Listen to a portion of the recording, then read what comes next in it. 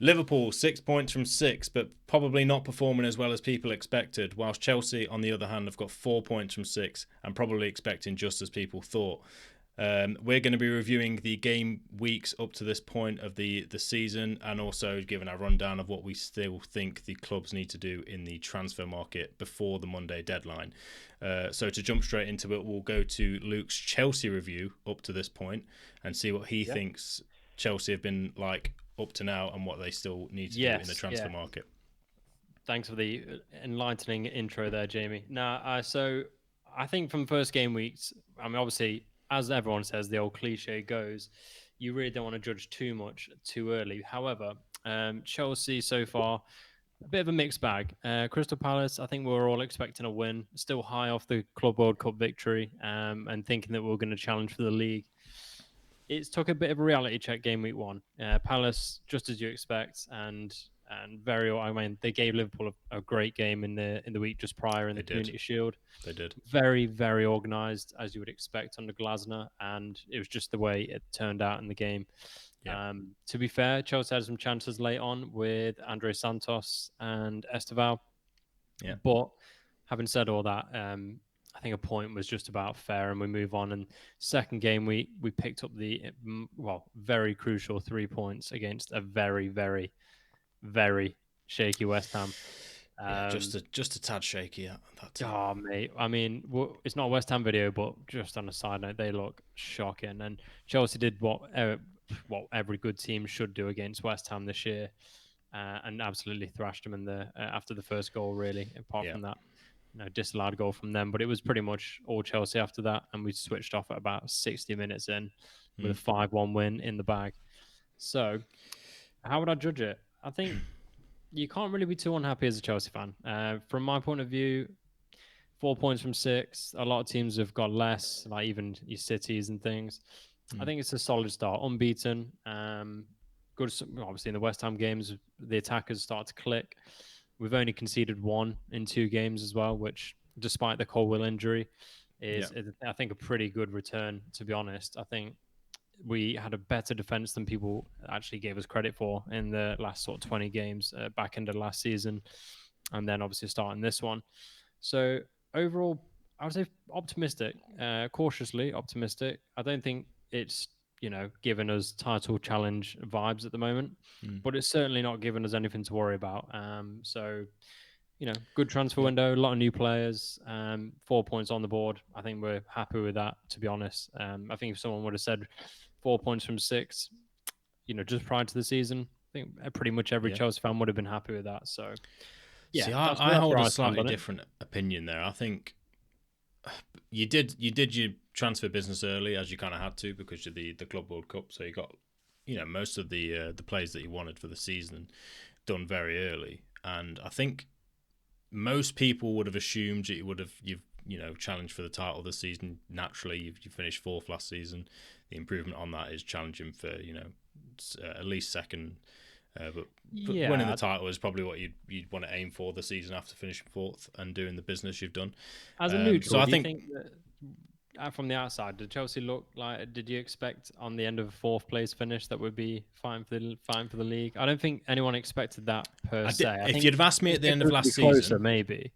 If you'd have asked me at the end of last season, I would have said no. But you signed your players early. You got Pedro in early. You got Delap in early. You got obviously Esteval coming in from the start of the season. You got Gittins in early. You got Asugo in early, who obviously is going to play as depth for Caicedo.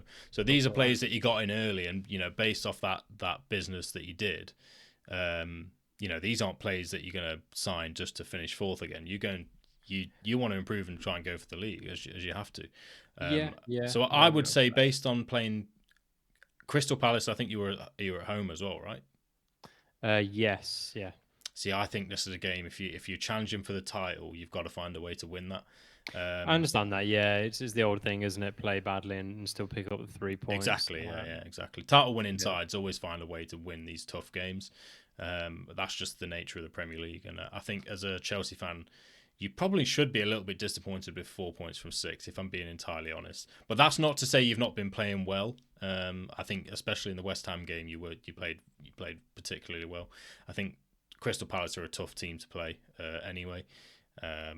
As Liverpool found out in the Community Shield the week before, they're very organised, tough to beat, and obviously they give most teams a good game. So, I think you can't be disappointed with 4 points from 6, but I think you should have probably expected 6 points from 6.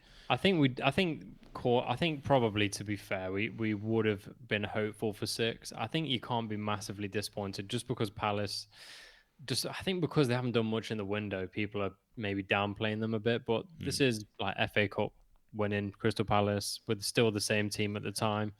Still got Gahey in there and Eze at that point, and under Glasner, they're just a super organized, tactically, but pretty adept team.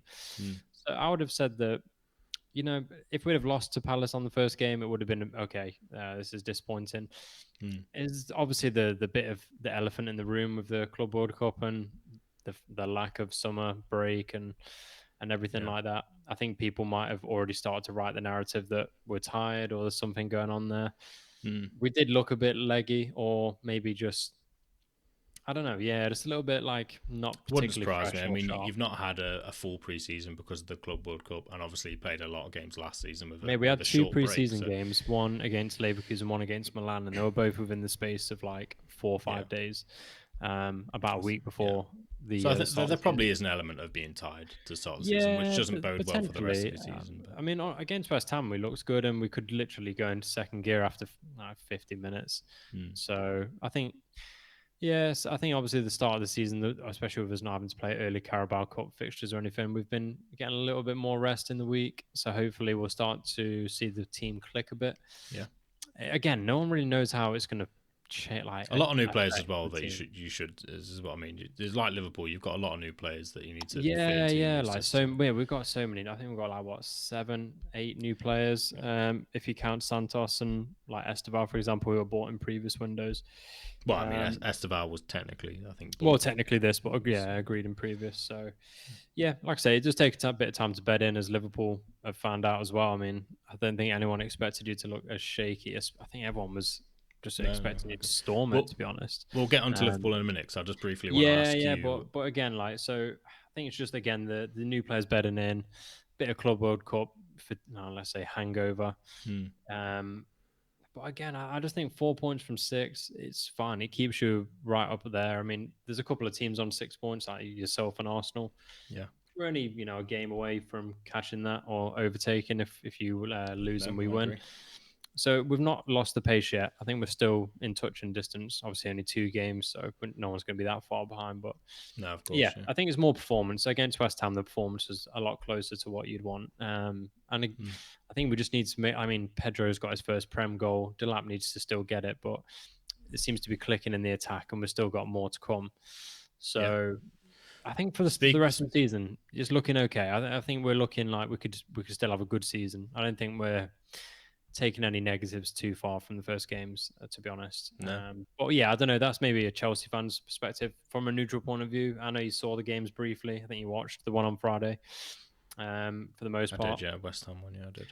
Again, I think because it's West Ham and they're so poor, no one's really taken a lot from that game either. It's still quite early to draw massive conclusions, but yeah, what do you reckon? Yeah, I mean, like I said just a minute ago, I think you probably should have expected 6 points from 6, but you're performing well, and you've got. Don't forget, the players you buy are always young players, so naturally it probably takes a little bit longer to get them in, to develop them into the system you want to play, and that probably will play a part to it for the start of your season as well. But let me ask you now what you think you still need. In the lab, because obviously we're filming this on Thursday night. The deadline day has just been here we go. Yeah, Garnacho's just been here we go, and obviously the deadline day is Monday at 7 p.m. So what do you still think you need in this window? I think if the window's shut right now, we would be fine. I think every Chelsea fan probably harboured a little bit of hope that look like we're going to maybe replace the keeper. Yeah, brutal as that is, because Sanchez did have a bit of an upturn in the last. I know, especially over the Club World Cup, but even just slightly before that, with a run-in at the end of the season. So yeah, I think if you're asking us in a paradise world what would happen, I would have loved to have got Donnarumma, for example. I Yeah. think that would have been a statement. And then again, if Colwell didn't get injured, I thought with Harto we probably had enough in the defence. But could we have bought in a Thiago Silva type? I know this ownership will never do it, but I think a lot of us would have loved, 29, 30, 31-year-old Yeah. experienced centre back, shorter contracts, but just someone to come in and. Sometimes that's what you need, isn't it? Especially when you get an Yeah, it unexpected is. It is. injury. Like you've got, I mean, obviously Van Dijk's not just a stopgap, but he's older, he's experienced, and even though he's not got the pace or the youth, he's just you can't sometimes, especially in defence, you can't kind of legislate for how much you might need that in the back line, that experience and know-how and just calmness as well. I agree. Just organising everyone at the back and just giving that little bit of solidity. So if we could have got, I mean, if Thiago Silva regen was there and we could have signed literally the same type, that would have been a dream along with a keeper. And then, we probably needed one more option on the left wing. You don't think you need Xavi Simons then? Because I think we're looking at Garnacho on the left. Crazy? For me, I would have just got Simons, not bought Garnacho, because he can play on the left as well, Simons. So I think he'd have given a little bit of cover for. I think you've got enough players that can play on the left, especially if you sign Simons, like Gittins play. Pedro Neto can go out there. Neto can play on the left. We've obviously got. I mean, Esteban could play over there, but not ideal.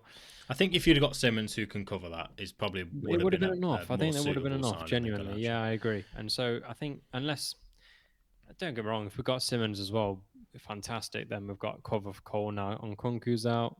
Esteban can play 10. We've got options for the whole front line. Only 2 strikers, not ideal, but again, I think as long as we don't get too many injuries, probably okay there. But yeah, I think really we just probably needed, like I say, an experienced centre back, a keeper, and then we needed probably another left wing option. But I don't know if we need to. So yeah, for me, I think we won't probably. Well, I know we're not going to get a centre back or a keeper, but it looks like Simons is probably the only deal left on the cards, and I expect now Tottenham's gone in for him. We're definitely going to sign him. Yeah, the way the window's going for them, probably so. Yeah, it's just the way it is. Tottenham never beat Chelsea to a transfer, so he's definitely coming to us. They're not beating anyone to them this season, mate. So let's move on to Liverpool then. That's it. So let me kind of introduce this one. So with game weeks 1 and 2 wins. And Bournemouth wasn't exactly plain sailing. You were 2-0 down and then won 4-2, so glossed over a lot. But that Newcastle game, I mean, not only was it tight, you did get the win, so fair play again. Yeah. You can only try and get those points from games even when you're playing badly, but you looked absolutely shocking in that game. You were dogged for almost, I mean, after 10 men, no one predicted what happened there. So how do you sum up the first 2 game weeks? Well, the problem in the Bournemouth game was just being caught on the counter attack. It's been said quite a lot. Jamie Carragher actually, I think, did a pretty good piece on this about rest defence, and we're just committing too many people forward and not leaving enough people back, and that's how we got countered so easily in that game, especially when you got transitions, and as that's pretty much how Semenyo got his second goal. At least he pretty much ran through the entire of the midfield because it was free and it was open. There was no one there to win the ball back off him, and he's obviously quick. So that was the problem, particularly in that game, of just committing too many people forward and just being a bit naive going forward. And obviously in the Newcastle game, it was just couldn't match their physicality. They were all over us. And that's kind of what Newcastle are good at. So it's kind of, we struggled against them last season. Why do you think that is, though? Because I know you haven't started with your double pivot that you'd normally go for with Gravenberch and McAllister. But, I mean, Newcastle's midfield looks superior, like, in most ways. I mean, let's not understate, by the way. Newcastle's starting midfield it's unbelievable. Guimaraes would walk into almost any team, in my opinion. Yeah, I mean, he really would. And then Tonali and Joel Linton are physical, got plenty of energy, and they're a tough team. They're going to give every single team, I would say, probably a hard game. So it's not like a massive shame or anything on you guys that you struggled a little bit, but it's just the amount you struggled. Like, it wasn't back and forward. There was almost complete domination by Newcastle. I think mainly the problems were, like I said, we couldn't match their physicality. We had no one to kind of. I mean, Gravenberch usually is really good at picking the ball up and beating the press, but he struggled with it in that game, and obviously McAllister wasn't there to do that for us on the left of the midfield. So there was that, and then there was issues with us trying to force the play quite a lot, and we'd win the ball back, and we're just trying to find a long ball over the top to one of our forward players, and the ball's just not on, and we're trying it anyway. So there was a lot of that, and I think, to be honest with you, a lot of it was just Newcastle were well up for the game, but they were at St James's Park. The fans were, they had something to get behind, but obviously with the Isak saga, and I do think that played a bit of a It seemed to give the factor. game a little more needle, either that or who knows. But it does seem 100%. like the fans are a bit more animated than even usual for Newcastle, which is they're already a very vociferous crowd at the best of times anyway. But no, it was a weird one. I think. Do you think again it's just as simple as when McAllister and Gravenberch get back in there? It's going to sort that. I was just about to say just before is that I think the biggest problem we've got now, and I think it's going to be the case for the next few weeks.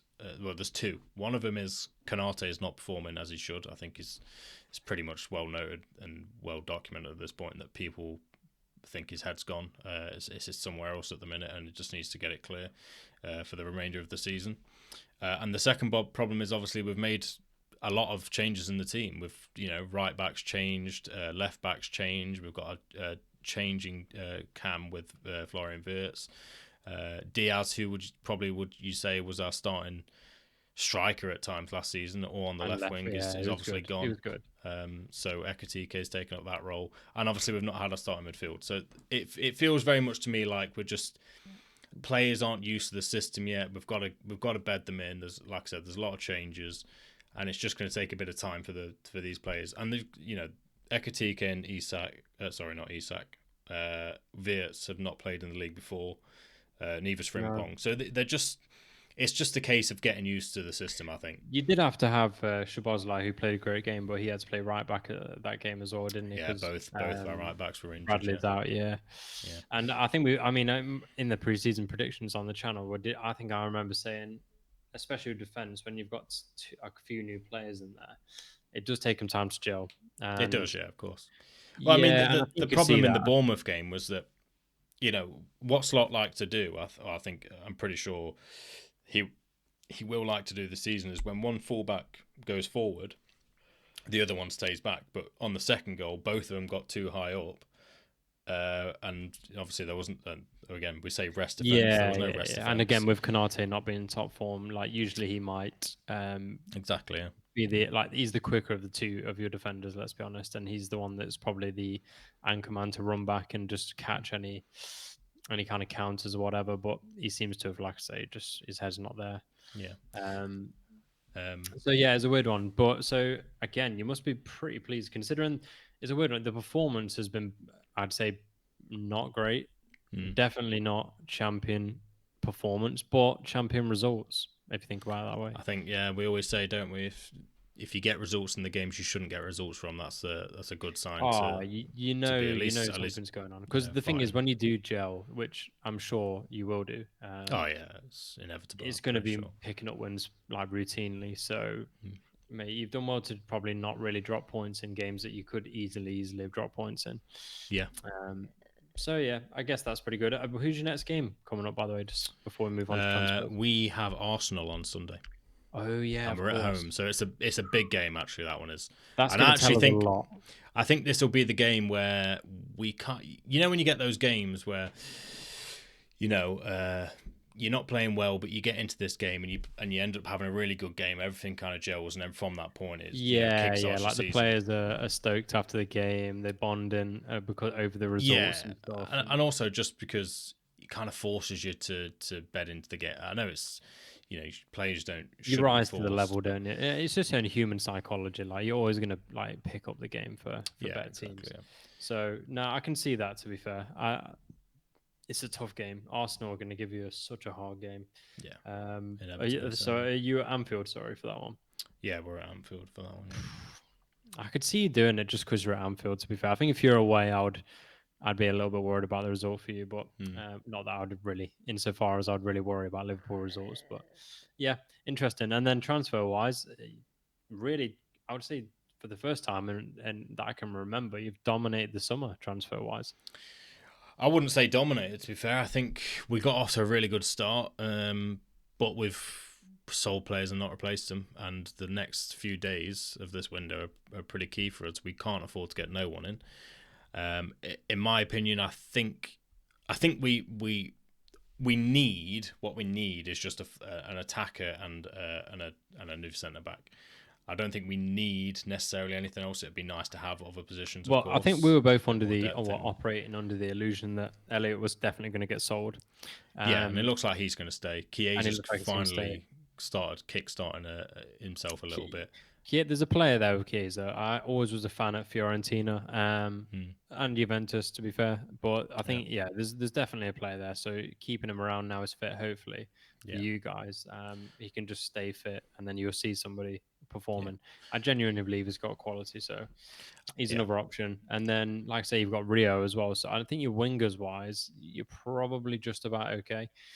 Yeah, I think in an ideal world, could you do one more? Yeah, probably. I think possibly, because Ekatike can play left wing as well, though. I think that's the thing, isn't it? And we don't want to block Rio's path. No, that's kind of actually one of the reasons he came to Liverpool from Chelsea. Believe it or not, by the way, Tribunal is still waiting on that one.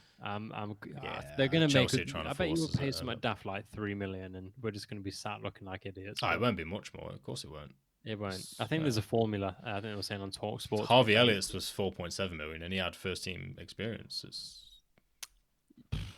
It's going to be something like that, isn't it? But yeah, so I mean, I think I kind of agree with you from an outside point of view. I think if you can get Isak, especially now as time of recording, Newcastle have just breaking news managed to find a striker transfer.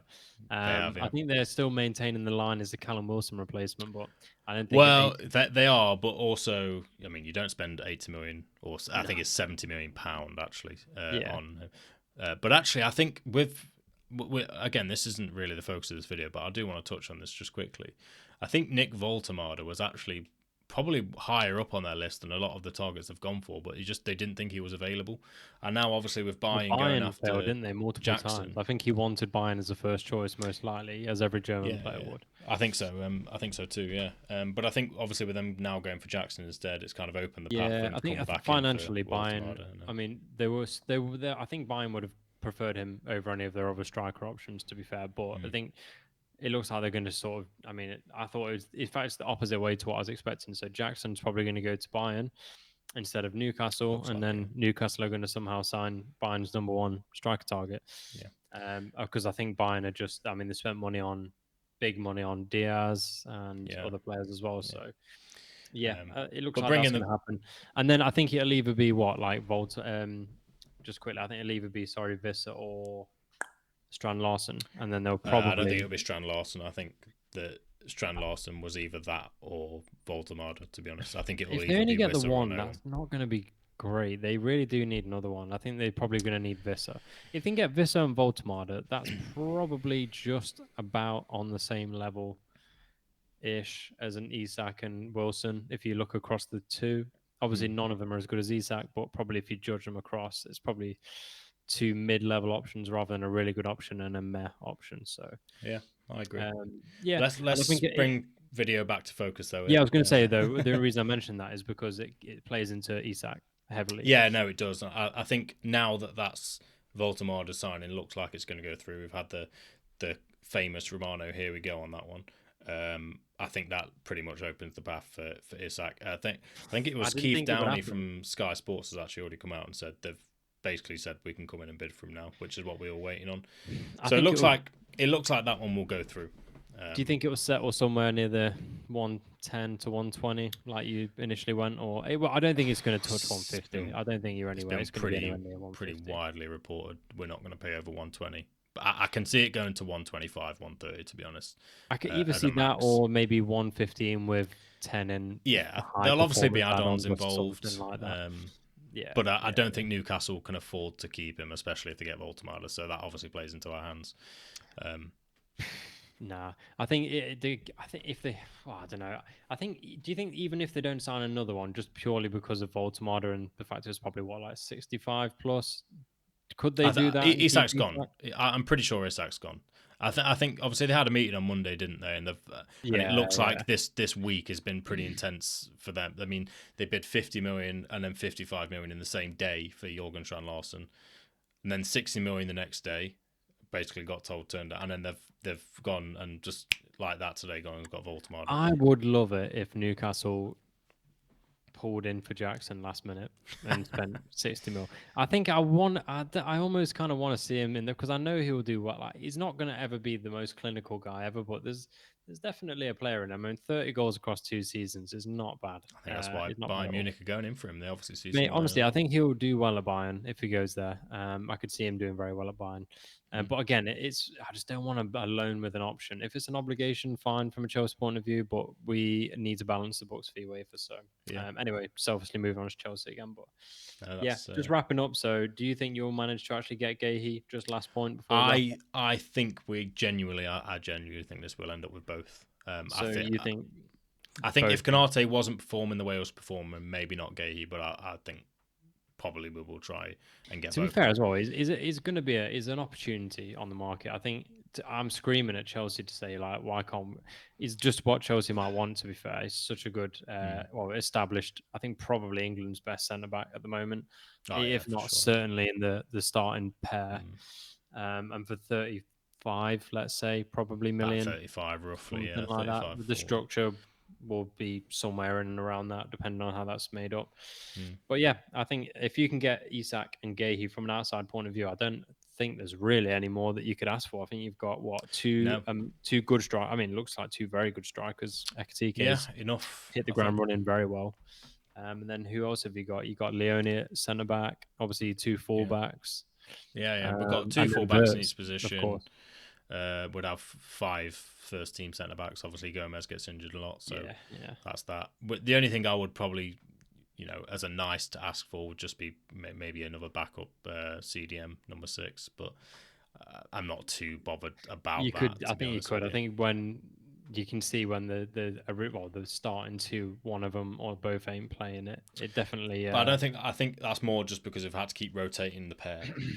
We've not stuck with the same pair. I think if we had the same pair for a few games, it wouldn't be as much of an issue. It's just the fact that every single game we play is different. It's a different pairing. So no, I agree. And I think, to be fair, if you can get those 2, I to be honest with you, I got to the point today where I was like 4 days left. Newcastle signed no one.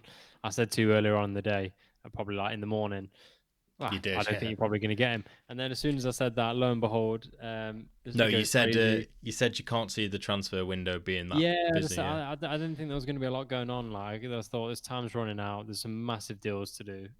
They take a bit of time. Like, we needed to see something. Mate, the end of the window is always chaos. That's why deadline day is like its own thing on Sky, and it's just mad.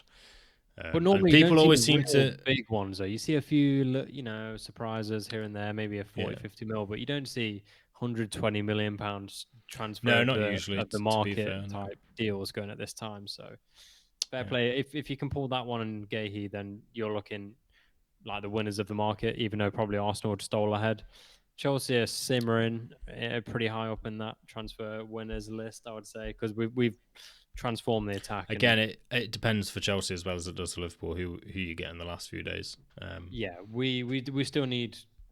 Well, we've got one. I think if we can get Simmons, then the attack is sorted. Really, we're gonna have to see how the season develops with centre back and keeper. That's gonna make or break the season. But on that, I think that's a fair place to end, unless you've got anything further you'd like to add on Liverpool or Chelsea, James. No, I think that covers it for this video. We've gone on actually longer than we expected in this one, but it's our 2 teams. It's one of those, you always talk a bit more about your own teams, don't you? There's so much to cover as well, because it has been an absolutely, like we were both saying this just last point, it's probably been the most action-packed, like exhilarating, crazy transfer window that I can remember, and we've been following transfers for like 15 years plus. That deadline day on Sky and the 6 weeks holidays 100%. At school and stuff. The yellow ties, Jim White back in the day. Anyways, let's see what the window ends with. We're going to do a Monday video anyway, so we'll wrap up after the 7 p.m. this time deadline. Yep. And again, for anyone that stuck it out this long, thanks for watching. It means a lot to us, and we want to see the comments. And if you did enjoy the video, then a like would be certainly most appreciated. So yeah, get involved. Yeah, no, honestly, comments as well. As always, we will read them and reply to any that you should happen to send in to us. So we'll do that. Anyway, take care. Have a good week. Catch you in the next one.